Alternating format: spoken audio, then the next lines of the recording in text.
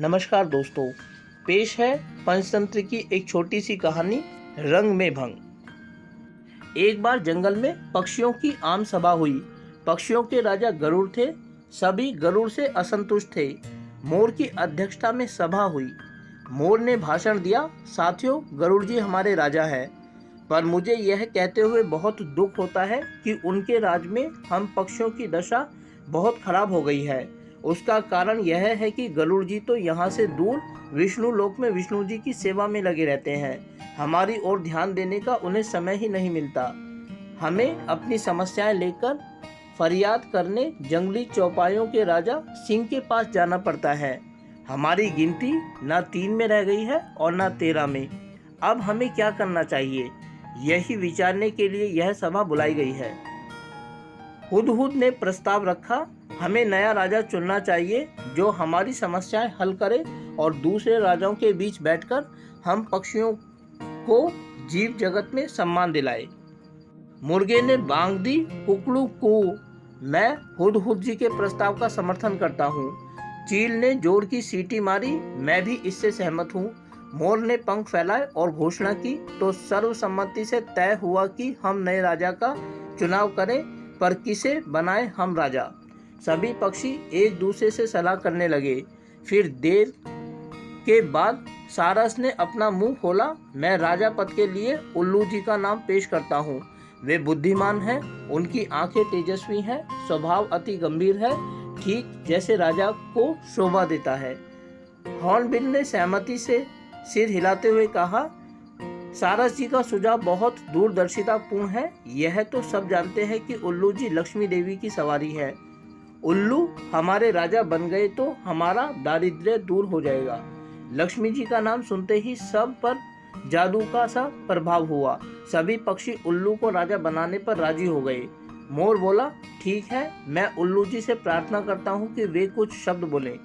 उल्लू ने घुघाते हुए कहा, भाइयों, आपने राजा पद पर मुझे बिठाने का जो निर्णय किया उससे मैं गदगद हो गया हूँ। मैं आपको विश्वास दिलाता हूँ कि मुझे आपकी सेवा करने का जो मौका मिला है, मैं उसका सदुपयोग करते हुए आपकी सारी समस्याएं हल करने का भरसक प्रयत्न करूँगा। धन्यवाद।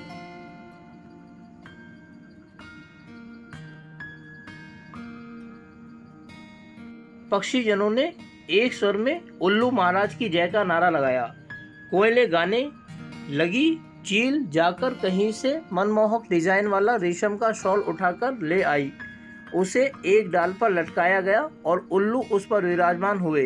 कबूतर जाकर कपड़ों की रंग बिरंगी लीरें उठाकर लाए और उन्हें पेड़ की टहनियों पर लटकाकर सजाने लगे। मोरों की टोलियां पेड़ के चारों ओर नाचने लगी। मुर्गे व शुतुरमुर्गों ने पेड़ के निकट पंजों से मिट्टी खोद खोद कर एक बड़ा हवन कुंड तैयार किया। दूसरे पक्षी लाल रंग के फूल ला लाकर कुंड में ढेरी लगाने लगे। कुंड के चारों ओर 8-10 तोते बैठकर मंत्र पढ़ने लगे। बयां साड़ियों ने सोने व चांदी के तारों से मुकुट बुन डाला तथा हंस मोती लाकर मुकुट में फिट करने लगे। 2 मुख्य तोते पुजारियों ने उल्लू से प्रार्थना की, हे पक्षी श्रेष्ठ, चलिए लक्ष्मी मंदिर चलकर लक्ष्मी जी का पूजन करें। निर्वाचित राजा उल्लू तोते पंडितों के साथ लक्ष्मी मंदिर की ओर उड़ चले। उनके जाने के कुछ क्षण पश्चात ही वहां कौवा आ निकला। चारों ओर जश्न का सा माहौल देखकर वह चौंका। उसने पूछा, भाई, यहाँ किस उत्सव की तैयारी हो रही है? पक्षियों ने उल्लू के राजा बनने की बात बताई। कौवा चीखा, मुझे सभा में क्यों नहीं बुलाया गया? क्या मैं पक्षी नहीं? मोर ने उत्तर दिया, यह जंगली पक्षियों की सभा है। तुम तो अब जाकर अधिकतर कस्बों व शहरों में रहने लगे हो, तुम्हें हमसे क्या वास्ता? कौवा उल्लू के राजा बनने की बात सुनकर जल भुन गया था। वह सिर पटकने लगा और कां कां करने लगा।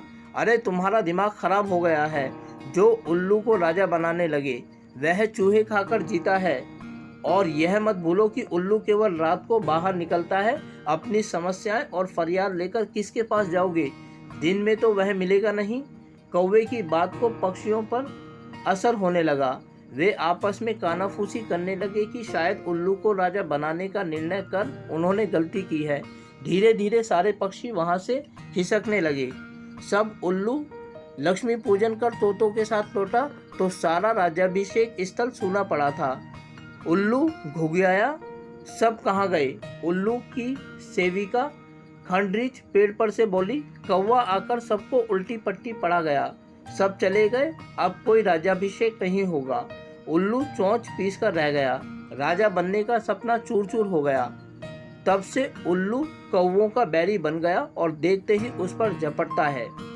इस कहानी से दोस्तों हमें क्या सीख मिलती है कि कईयों में दूसरों के रंग में भंग डालने की आदत होती है और वे उम्र भर की दुश्मनी मोल ले बैठते हैं, जैसे कि कौवे ने उल्लू के राज्याभिषेक में भंग डालकर उल्लू को अपना हमेशा के लिए दुश्मन बना लिया।